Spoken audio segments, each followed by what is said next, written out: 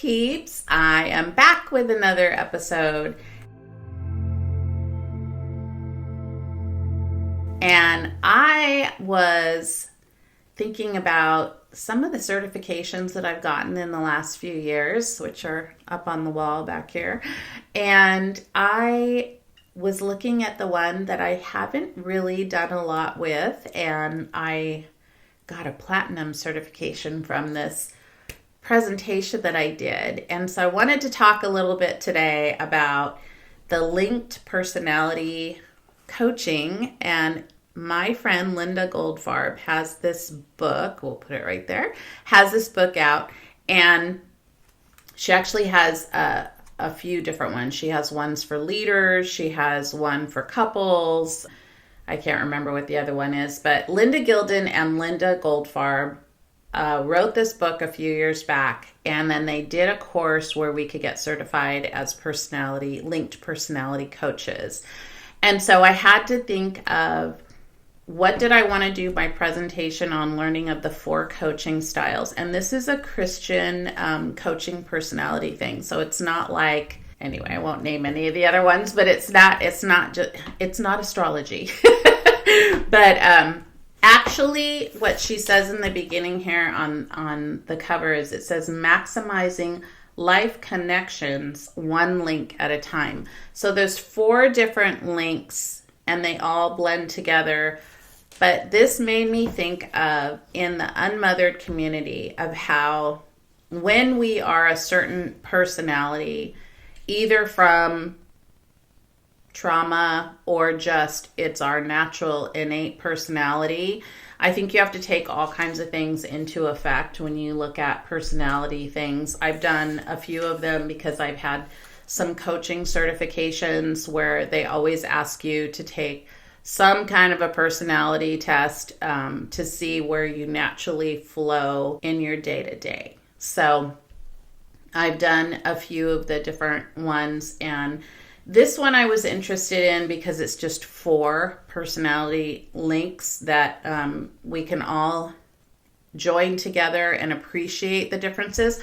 I thought this was really an awesome thing to look at in the workplace, because there are so many times we throw someone in a workplace situation that they're not naturally suited at. And then we're like, why are they so bad at this? Like, I don't understand. So I would love, if there's any jobs out there, any companies out there that are like, hey, we need to do a class on this. I would love to teach a class on this, because I think it is super important to know when you are interviewing somebody what kind of style they are. Because if you're throwing someone into a receptionist kind of role and they're introverted and they're like, I don't really like being around people, and they have to answer the phone and greet people at the door, and they're not a socializer kind of person, ooh, that's not going to fit, girl. Or if they're a socializer person and you're throwing them into an orderly organizer position and they need to do numbers and like sit behind a desk and not really talk to a lot of people, they are not going to enjoy that. You need to know this about these people before you hire them. So that's another thing that we looked at. So I'm going to just show you, I'm going to tell you the, I can show you if you're on YouTube, but if you're just listening to this, I'm going to tell you what the 4 personality types are. And then I'm going to walk you through how I did this when it pertains to us unmothers. I did a whole mother-daughter personality thing for my presentation, and they loved it. So we may do something with this later on. I may get Linda Goldfarb on here, and we might talk about this a little bit more this year, because I find it fascinating, and I wanted to pull it back out of my bookshelf because I thought, man, I have not talked about this in so long, and it was such a fascinating course to take. So first, there is the mobilizer, and this is the get her done kind of person. Like, this is my husband. He's just like, how can we fix it? Like, let's get this done. Let's make a plan. Let's go. They are true born leaders. It's so not who I am. And they are the kind of people that you want when you need to get things done right away and you need an answer for something. Those are your go-to people, and they're usually owners of companies and Usually I say, because sometimes people get put in that position and they're really not that person. But you can tell with the mobilizer, because it's like their brain is always like going and they're ready to go. They're like throwing answers out there before the meeting's even over. They're like already finding answers for stuff. And that can be a good or a bad thing. The next one is the socializer, which I talked about. Is they're loud, they're social, they love people, they are the life of the party. They're the ones that are going to be dancing on the tables. They're going to be great at organizing a party with an organizer. They won't organize the party. They'll just have all these fun ideas, but they'll show up late. But as soon as they walk through the door, you know who they are, because they're loud. They just love being around people. They hate being alone. They're just super fun people to be around. The stabilizer, just me. This is me. We are the keep it peaceful. We're quiet, we're slow, we're deliberate. So I will have good ideas, but I might have to get back to you on that. Because I'm not going to just throw out good ideas to you right away. I'm probably going to ruminate on it a little bit. I got to think about it. Like, I like things that are a little more quiet and stuff if the room is too loud. And this also runs into my highly sensitive personality, is if it gets too chaotic or too loud, my brain starts going on overtime and I'm very exhausted from that. So I like going to a party, but I also hate going to a party. So I'm kind of that introvert, extrovert kind of thing. So I'm a stabilizer. I'm like, let's just keep it peaceful. Like, I'm probably more the girl that, you like a small group party of maybe 6 people. You don't want to walk into a whole big room. I mean, I appreciate a good party. That's always fun, but I think it's nice to like have a more peaceful thing. I'm going to be the one in a meeting going, hey, let's bring it back together. Let's concentrate on the thing at hand. We're good at like stabilizing situations. I always tell people you want me in a crisis, because I'm like I may be screaming inside, but I'm the one that's kind of even keeled, like, okay, let's think about this. Let's do this first or that first. So I can work good with a mobilizer, because they're going to be like, we need you to do this, and this. And I'm like, all right, well, let's start here first. Like I'm more the calming voice.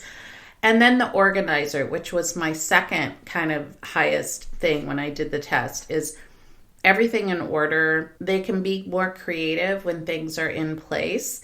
They have appreciation for beauty, and they're a bit of a perfectionist. So I have some of those things. I wouldn't say, I'm not like highly perfectionistic, but I would say I have some of those perfectionist qualities.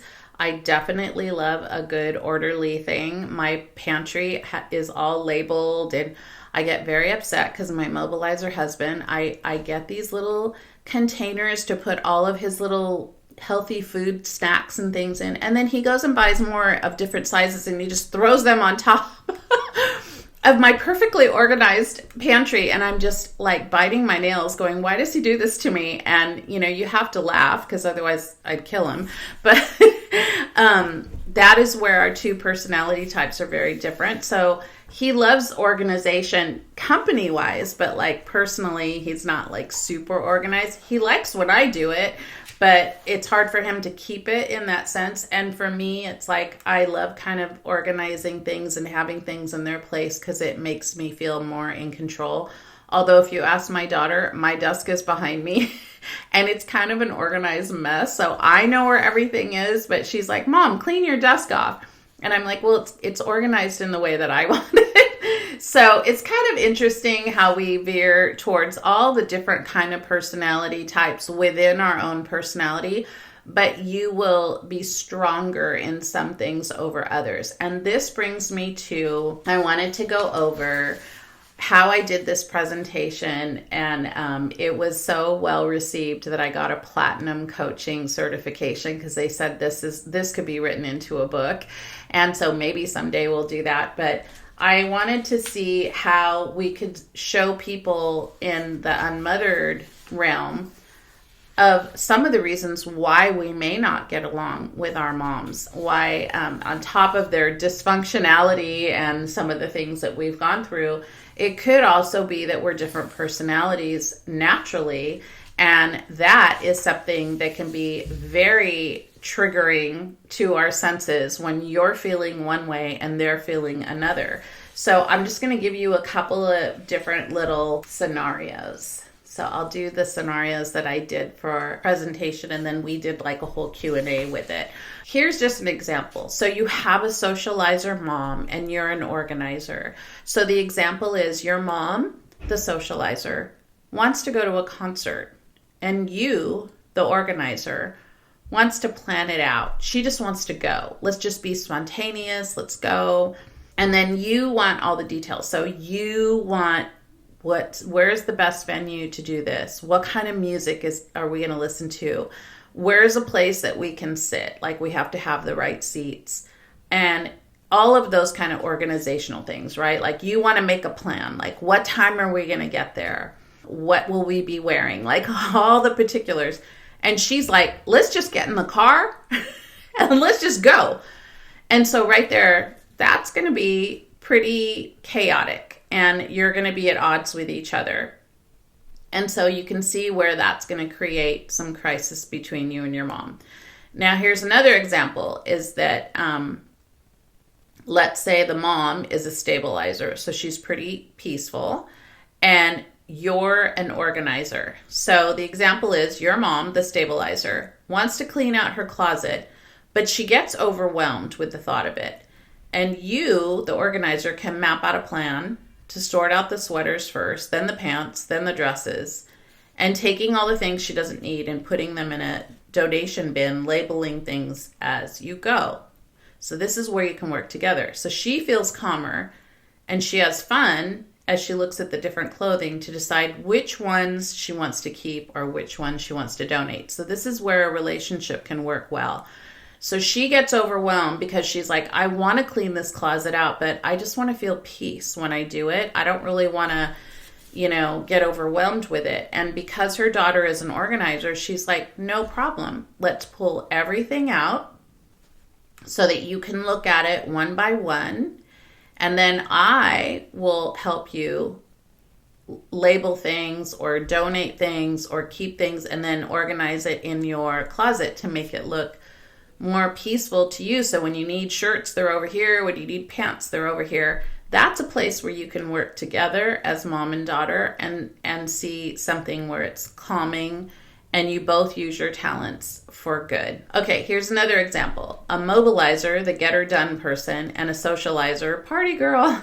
So the mom is the mobilizer. She wants to head up a committee for an evening fundraiser in town. This is perfect for both of you. The mom will take care of the heavy load in this project. And then you, the socializer, can be in charge of the fun. You can get the decorations, you can greet the people the night of the event, and you can have a blast and have fun. And your mom is like doing all of the details kind of thing because she's good at leading that. She could probably find other subcommittees that'll help with the organization and things like that. So again, that's something where if your mom's a mobilizer and you're a socializer, like you just want to have fun and your mom's like we just got to get this stuff done and we have to do is find a way where you can make it fun and organizational, kind of like have a plan, because the mobilizer likes things to be fixed. And so she doesn't want to, this is actually where you could butt heads, because if you have a mobilizer and a socializer together, it's like the get her done person cannot stand the socializer where they're just like, let's have fun. It's no big deal. Like, let's not worry about the details. The mobilizer's like, oh no, we're not going to be able to get to the end of this. We can't fix this. We can't like have things have meaning because you're just out there having fun. This is where a mother and daughter can really butt heads. And so you have to find that place in between where you can be like, okay, if we get XYZ done, then let's go have lunch. And then the socializer will be like, that's fun. Yeah, let's do that. So you have to give them a reward and kind of find a place where it's fun for one, and then you're still getting the important things done. Okay, so the last one is a socializer and a stabilizer. So the example is the mom, who's the socializer. She's the party girl. She wants to hang out with you and your friends every time you have a lunch date with them. And you, the stabilizer, who's like, kumbaya, I just want things calming and peaceful. It's like the party girl is stressing you out. You, the stabilizer, get stressed out because she takes over the whole time that you want to spend quietly with your friends. So here's what you're going to do. You want to set a date when it's good for both of you to have this kind of social time, so she doesn't feel completely left out and you can still enjoy your time alone with your friends. So there's sometimes when she's not going to be able to be invited, and then there's sometimes when you intentionally can invite her so she can bring the fun. This is setting good boundaries, and it's something where you can appreciate your mom's like fun, loving attitude, but also save the quiet, more intense moments with your friends. Like maybe you want to talk about your mom and you just want to have like really intentional conversations and you don't want her interrupting the conversation. So you're going to want to plan out times when mom is invited and other times when mom is not invited. These are just a couple of examples that I used during this time. I had like pictures and things. And then I did these examples of like TV personalities and things to show people the different styles. So there's 4 different quadrants links in this guide. And then 2 are extrovert types and 2 are introvert types. And we can see which ones they are. And I did the examples, and I'll tell you guys what these examples are. You may enjoy these. So the first one is the mobilizer, or what I like to call Meemaw from the TV show Young Sheldon. So if you've ever seen Young Sheldon, Meemaw is like, get it done. Like, I'm not going to play around with you. I'm just going to do this. And they want it done fast in their way. They love a challenge. They're direct and to the point. You are disturbed if life is out of control. Mima on the show is such a good mobilizer. The grandkids will come to her often when they have a big problem because they know she will get it done fearlessly. And I loved this example because I love that show. And Mima is like, I love her. She is just like, what is the problem? I will go and talk to that principal. I will give you the money to fix this. I will, invite you in and cook you a meal. And she's not afraid to stand up to people. And I just love that about her. The second one is the socializer, or what I like to call the cool mom. Amy Poehler played June George in the movie Mean Girls. Shout out to Mean Girls. Love that movie. And described herself like this: I'm not like a regular mom. I'm the cool mom. The socializer is the life of the party. Don't copy her though. She's a horrible mother. Socializer is the life of the party. She wants to be in the mix of whatever is fun. She talks a lot. She loves attention and she needs approval. She has no schedule and she just goes wherever the fun is. June George wants to be her daughter's best friend, but also her daughter's friends be her best friend too. She would hang out with them all day if she could. Her daughter is not amused. From talking about those 2 personality things, are those introverts or extroverts? They're extroverts. They are loud, they are not afraid, and sometimes they get in your face. So that could be a bad thing if you have those kind of moms that don't know how to tone it down a little bit. So the third one is a stabilizer, or what I like to call Carol Brady from the Brady Bunch. The stabilizer is easygoing. She works well under pressure. She's a good listener. She doesn't like when things are chaotic. Carol Brady always keeps a cool manner. Her kids trusted her and came to her often for love and support. She colors within the lines. And so Carol Brady is someone that she's someone that is even-keeled, but I would also say she probably needs to be challenged a little bit, because you can't always just be like, ooh, all the time and not get passionate. So I think there's times when you have to stand up for yourself and be a little more passionate with things. The fourth one is an organizer, or what I like to call Mary Cooper is the mom from Young Sheldon. The organizer likes to do things the right way. She is loyal and sensitive. She's not a talker, but she's a great listener. She loves order, so a good list makes her happy. She tends to like being alone and having it quiet. Mary Cooper always wants things in order. She has a house full of different personalities, and it stresses her out most of the time. She keeps trying to rope them all in and do it her way. So of those two personality types, the stabilizer and the organizer, these are introverts. And so they do things a little more quietly, which is my two, this was the most I was first a stabilizer and then an organizer. So I am a little bit more introverted, even though I'm on a podcast and I love speaking. So I have that quality where I can turn it on, but I will say, like, it wears me out at the end of the day. I'm like exhausted. And so I know when there's things where I need to raise my voice up, and then I know naturally I'm a little bit more quiet. I'm not someone who needs to be at the front of the room. I can be at the back of the room and just as happy. And so it's good to know those things, because both of my daughters are actually different personality types too. And so knowing how that works within the family is super important. And so I think it helps us be a little more compassionate to each other's personality types, and knowing there's not one wrong or right way. It's just they're different. And I think if we could get to that place with our mothers and daughters, it would be a lot calmer if we could do that. But of course, then, you throw in other issues and things like that. It's hard to just knock it down into a personality thing. But I think it really helps when you're talking to different people, even in the workplace or whatever, is really look at that person and go, oh, maybe they're fighting against this because that's really not naturally what they feel good at. I think that would help a lot with relationships within the workplace, within family, when you can look at family members and see who the loud people are and why, who are the ones that pull back a little bit more and why.